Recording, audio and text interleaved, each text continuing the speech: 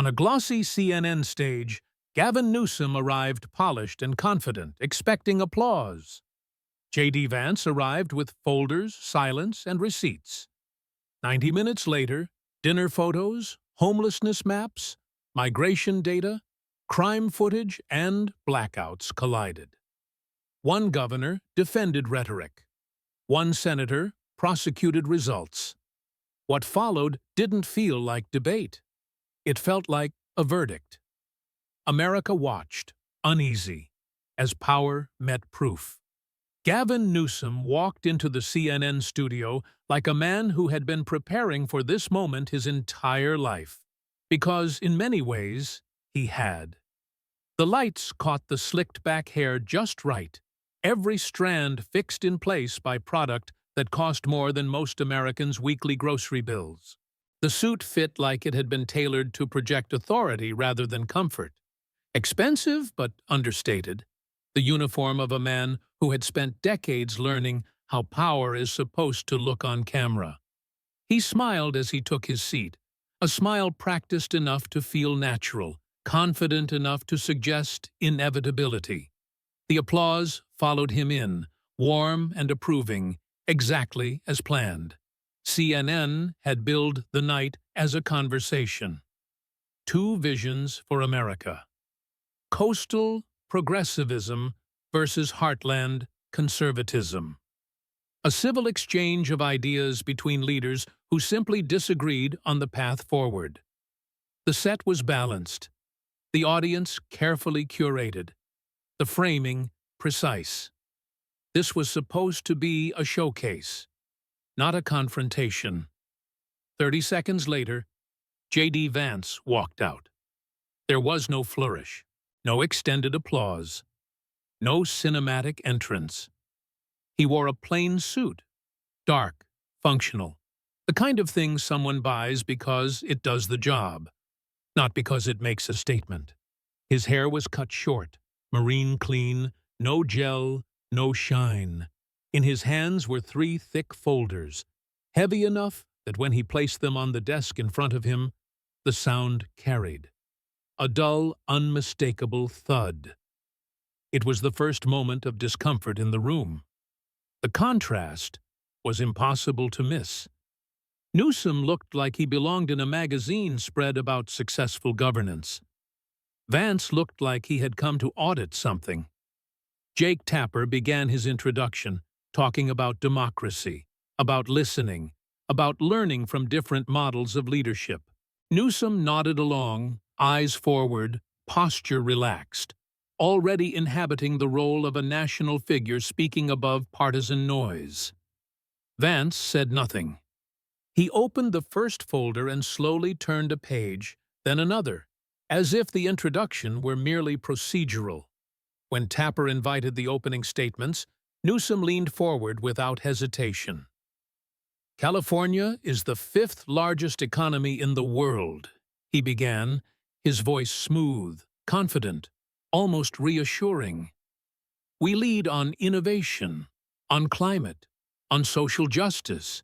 Yes, we face challenges, as every state does, but we confront them with bold, science-based solutions rooted in compassion. He paused, just long enough to let the words settle. We believe in the future, not the past. He turned slightly toward Vance, the gesture subtle but intentional. Senator Vance represents an America that is being left behind. California is growing. Ohio is shrinking. And the country will decide which direction it wants to go. Applause erupted from his side of the room. Newsom leaned back, hands folded, expression satisfied. He had delivered exactly what was expected of him. Vance smiled in response. It was not a friendly smile. It was the kind of smile someone gives when they recognize an opening. "Governor," Vance said calmly, "I want to correct something you just said." He glanced down, opened the first folder, and nodded toward the screen behind them.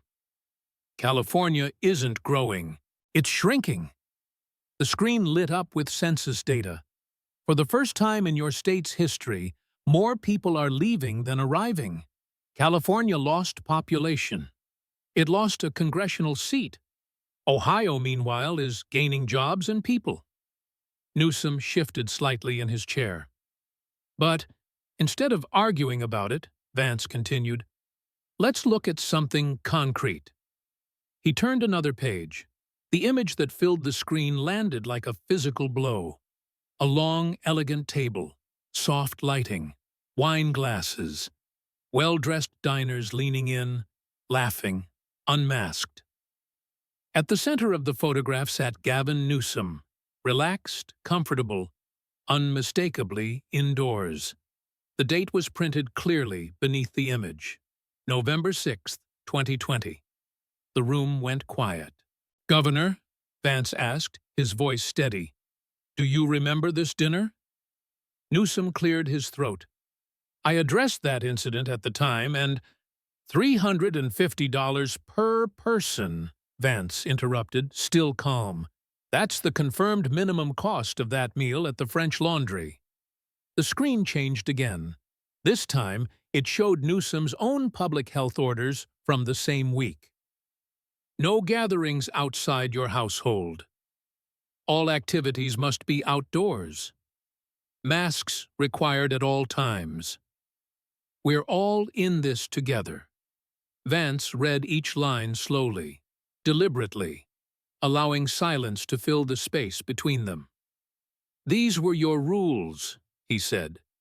"You told Californians to cancel Thanksgiving.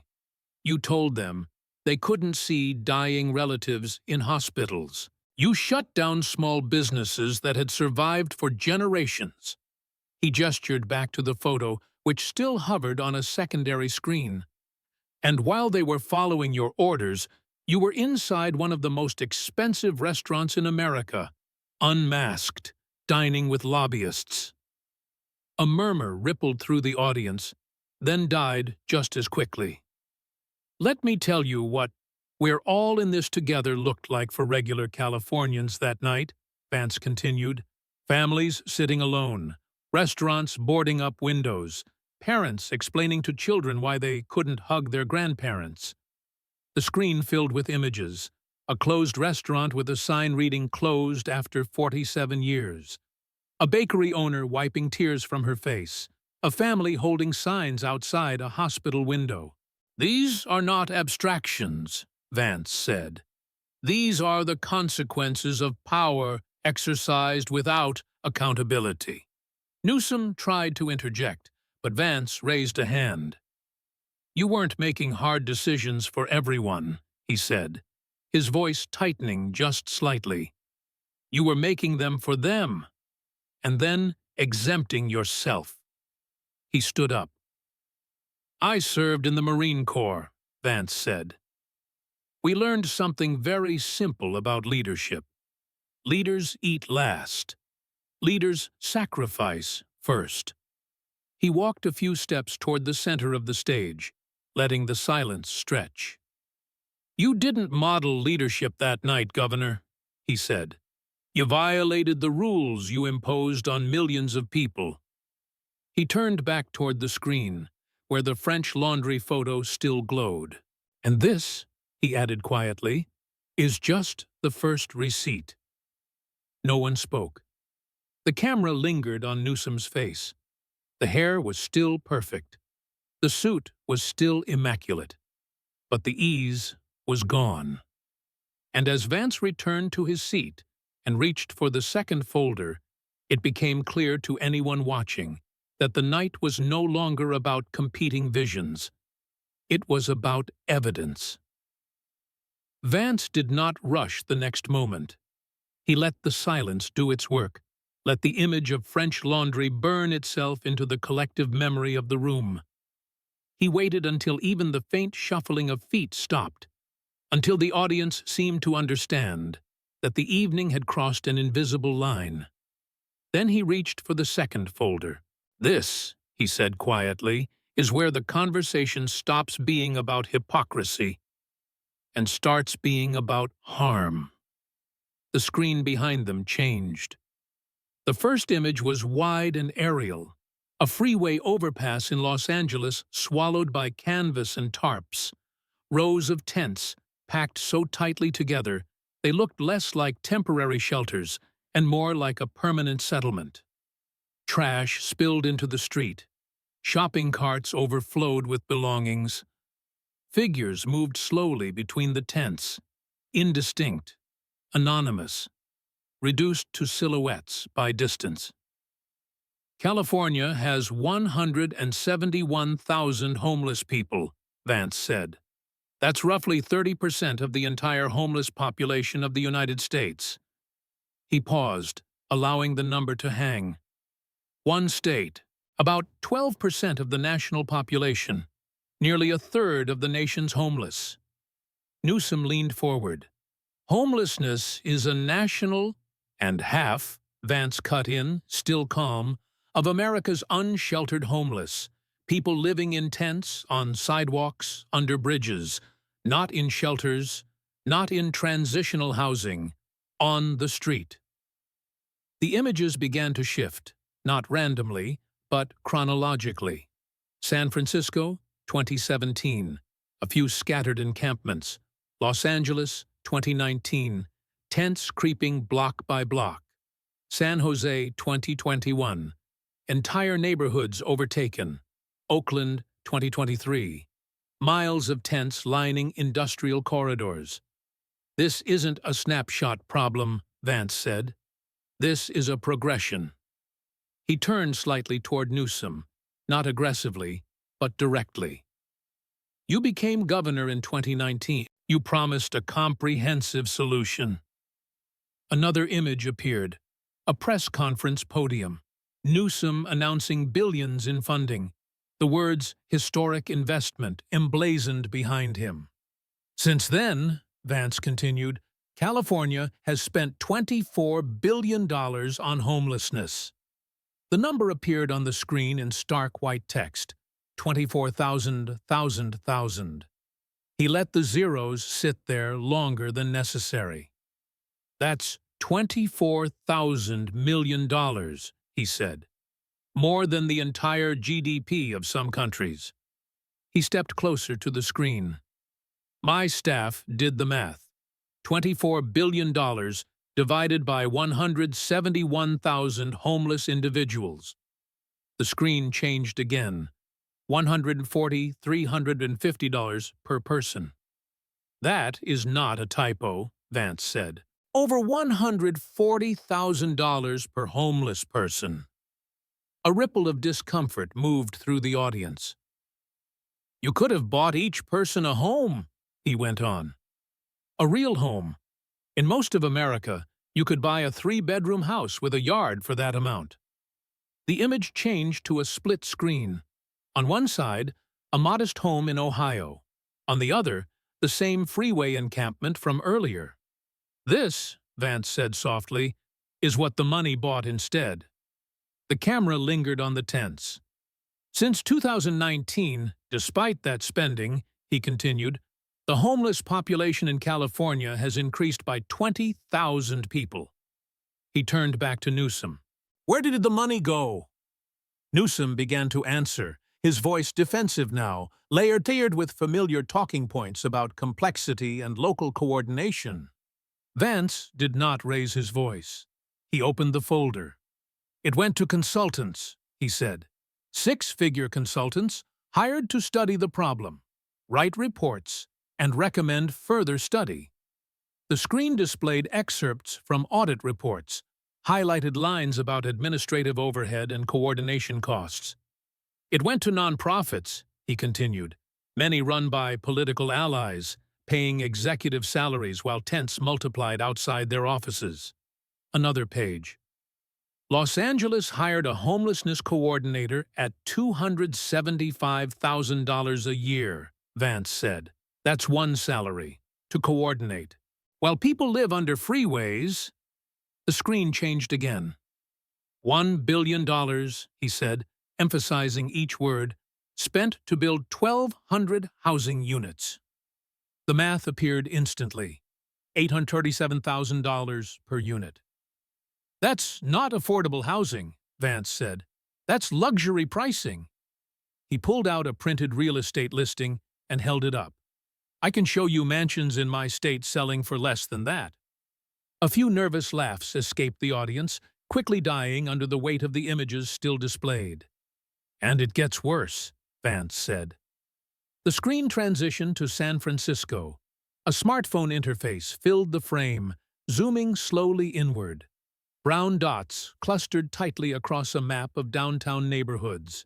This, Vance explained, is a real application supported by the city of San Francisco. He waited until the audience leaned in. It's a map where residents report human feces on public sidewalks. The camera zoomed further. The dots multiplied. There were 28,000 reports in a single year, Vance said. 28,000. He turned to Newsom. That's not a one-off incident. That's not a perception problem. That's systemic open defecation in one of the wealthiest cities in the world. The images shifted to street-level footage. Business owners hosing down sidewalks at dawn. Parents pulling children closer as they stepped around piles of waste. Tourists staring at their shoes in disbelief. People don't talk about this because it's uncomfortable, Vance said. But governance doesn't stop being your responsibility just because the results are ugly. The screen changed again. Headlines appeared one by one. Typhus outbreak linked to homeless encampments. Hepatitis A spreads beyond street population. Confirmed cases of bubonic plague in California. These are diseases we eradicated decades ago, Vance said. They're back because sanitation collapsed. Newsom shook his head. That's an oversimplification. No, Vance replied. It's a consequence. He took a step closer to Newsom's desk. You spent enough money to solve this problem several times over, he said. Instead, the problem grew. More tents, more waste, more sickness. The screen returned to the aerial shot of the encampment. This isn't compassion, Vance said quietly. This is abandonment, disguised as empathy. The room was silent now. Not the charged silence from earlier, but something heavier. A recognition. You've normalized suffering, Vance continued. You've institutionalized it, and you've called that progress.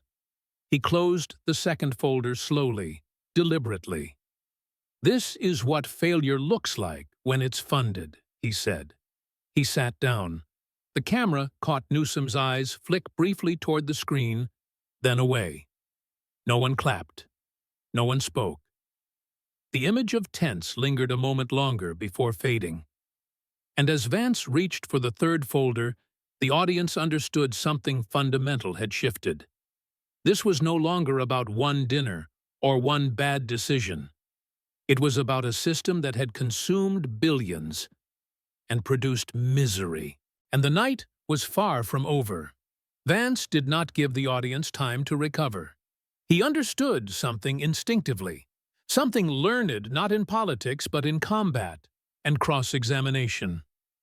Once momentum shifts, you do not let it drift back. You press forward while the room is still absorbing the weight of what it has just seen. He opened the third folder. The screen behind them changed again, this time not to images of tents or sidewalks, but to something quieter. Something that at first glance looked almost ordinary. U-Haul trucks, long lines of them, parked outside suburban homes, loaded with furniture, labeled with destinations pointing east, south, anywhere but California. For the first time in California's history, Vance began, more people are leaving your state than moving into it. A simple chart appeared on the screen. Net population change, negative. Between 2020 and 2023, he continued, over 500,000 more people left California than arrived. Newsom shifted in his chair. Population movement during a pandemic? You lost a congressional seat, Vance interrupted, holding up a hand.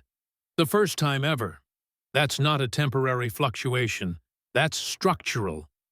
The words lost representation appeared beneath the chart. When enough people leave a state, Vance said, the Constitution itself reflects that failure. The screen transitioned to a map showing migration flows, thick arrows stretching from California into Texas, Florida, Tennessee, Arizona, Nevada, and beyond. People are voting with their feet, he said. And they're not going to Ohio because of ideology. They're going because they can live there. He took a step forward, his voice steady but firm. Let's talk about who is leaving. The screen changed again. Not tech billionaires, Vance said. They can afford your California. Not the homeless. They can't afford to leave. Images appeared of families, teachers packing boxes, firefighters shaking hands with co-workers, nurses loading cars. It's the middle class, Vance said. The people who actually make a society function. He turned slightly toward Newsom. Teachers, firefighters, nurses, small business owners, young families. The screen displayed a simple comparison. Median home price, California, $820,000. Median home price, Ohio, $200,000. That's the same house, Vance said. Same bedrooms, same yard, same family. He let the numbers sit. A teacher in Sacramento makes about $62,000 a year, he continued. A teacher in Columbus makes about $58,000. He paused. $4,000 difference in pay. $600,000 difference in housing cost.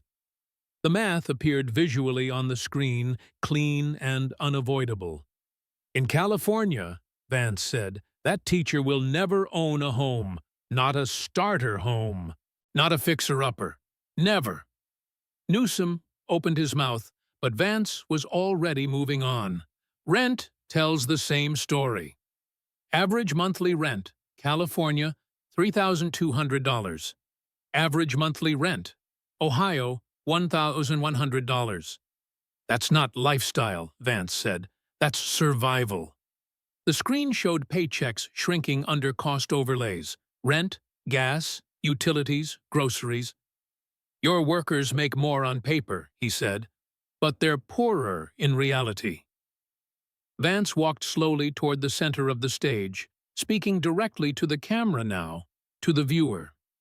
This is how the middle class disappears, he said. Not in a dramatic collapse, in quiet arithmetic.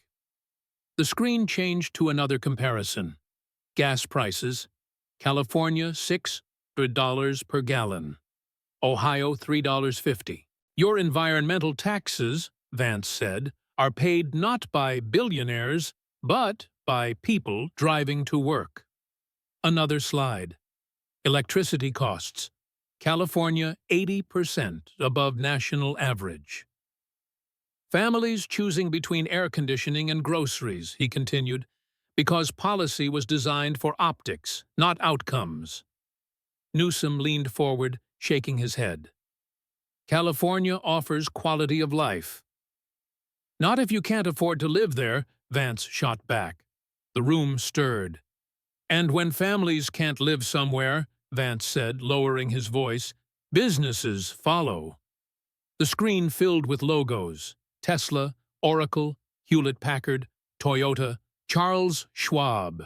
Each logo faded in, then out. These companies didn't leave because they hate beaches, Vance said. They left because your taxes, regulations, and housing costs made it impossible to keep workers. He read from prepared notes. Elon Musk cited policy and cost. Oracle relocated its headquarters to Austin. Hewlett-Packard, a company that helped build Silicon Valley, left California entirely.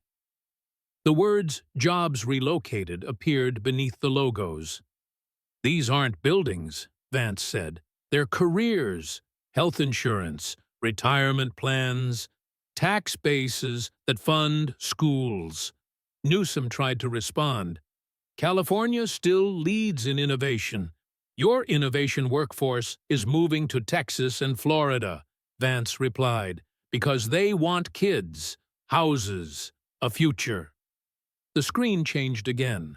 Birth rates in California trending downward. School enrollment declining.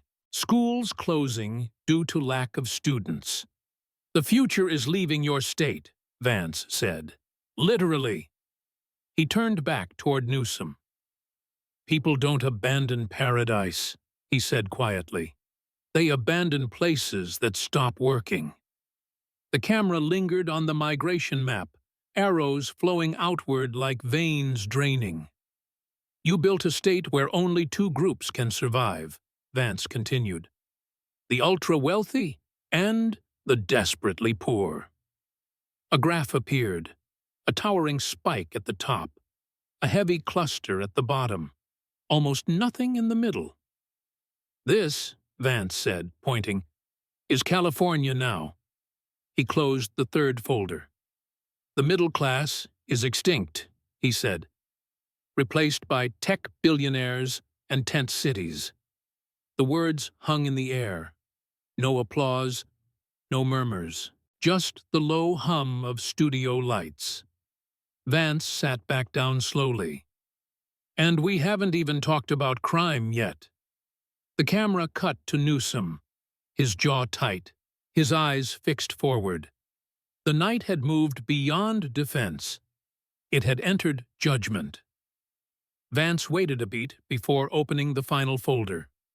He understood the psychology of the room now. People were no longer evaluating arguments. They were absorbing consequences. The earlier sections had dismantled credibility, then governance, then viability. What remained was order itself, whether the state could still protect the ordinary rhythms of daily life.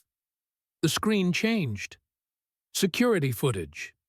A man walked into a Walgreens, grabbed armfuls of merchandise, filled a trash bag, and strolled out the front door. No one stopped him.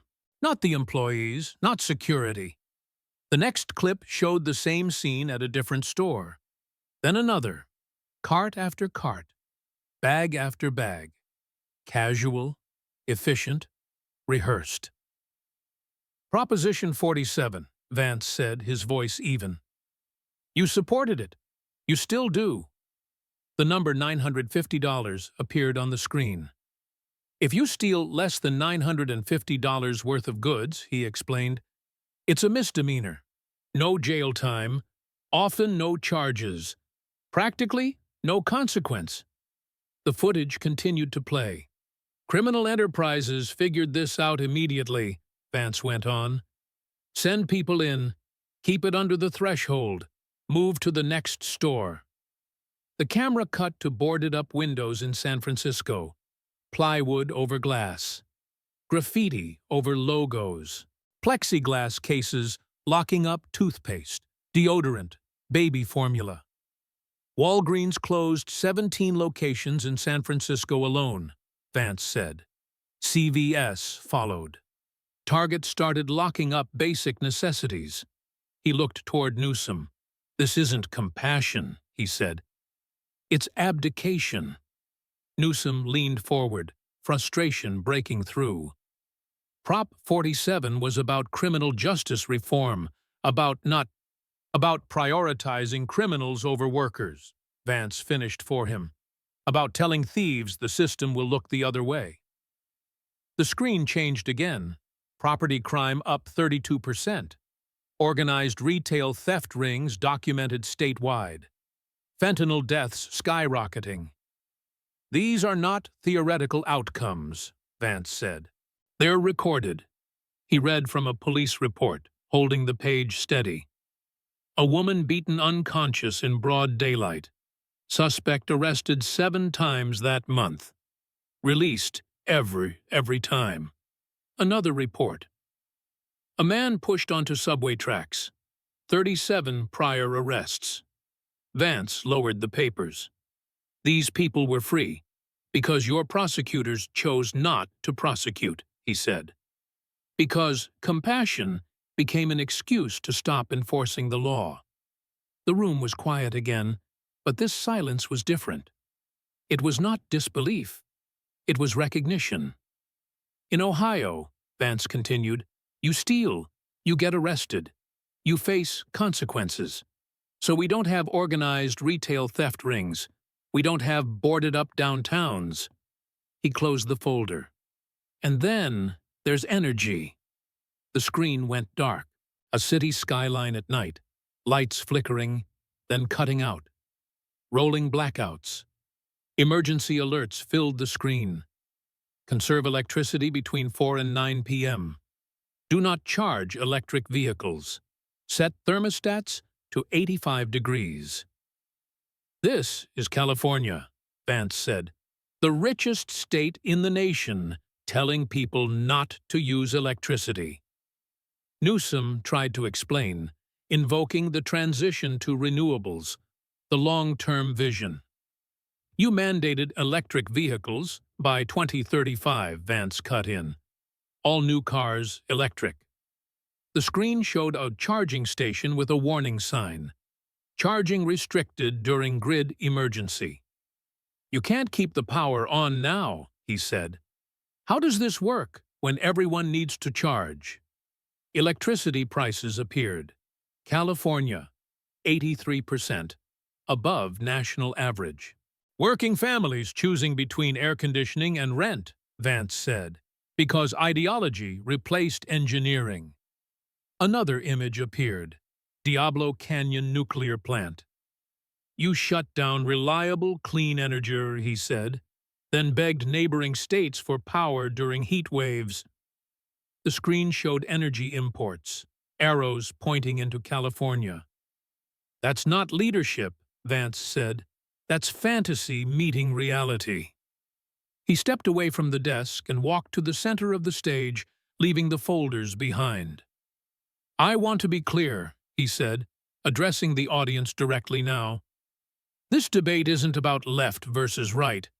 It's about results versus rhetoric. He paused. I grew up poor in Appalachia. My mother struggled with addiction. My grandmother raised me. I joined the Marines. I served in Iraq. I used the GI Bill to build a life. He turned to Newsom. You grew up in a world of wealth and access. You've never worried about rent, never chosen between groceries and gas. The contrast was not shouted. It didn't need to be.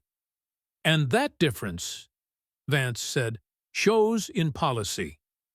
He counted on his fingers slowly. You ate $350 dinners while banning Thanksgiving. You spent $24 billion on homelessness and made it worse. You legalized theft in the name of reform. You mandated electric cars without electricity. You drove 500,000 people out of your state. Each line landed like a verdict. I'm a Marine, Vance continued. We measure success by mission accomplishment. He looked back at the darkened skyline still on the screen. Your mission should have been Californians thriving. He paused. They're fleeing. The words were simple, final. Newsom sat motionless, his expression controlled but strained. The camera lingered, searching for a response that didn't come. Vance returned to his seat. And that, he said quietly, is mission failure. The studio held its breath. When the broadcast ended, the moment didn't dissipate. It multiplied. Clips flooded social media. The French Laundry image, the tent cities, the feces map, the migration arrows. Each segment took on a life of its own, detached from party labels, shared by people who rarely agreed on anything. Within hours, millions had watched. Within days, tens of millions. The conversation spilled beyond cable news. Young creators on platforms that didn't care about ideology juxtaposed lockdown footage with that dinner photo. Families who had left California shared their own stories beneath the clips. Even sympathetic commentators struggled to explain away images that spoke for themselves. polls shifted. Favorability collapsed.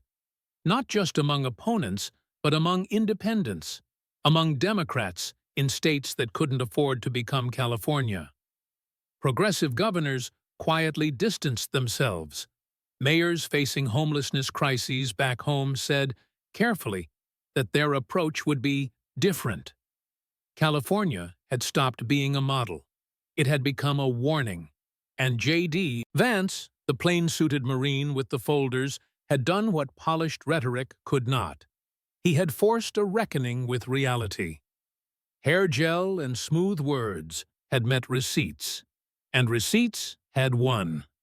The camera faded to black.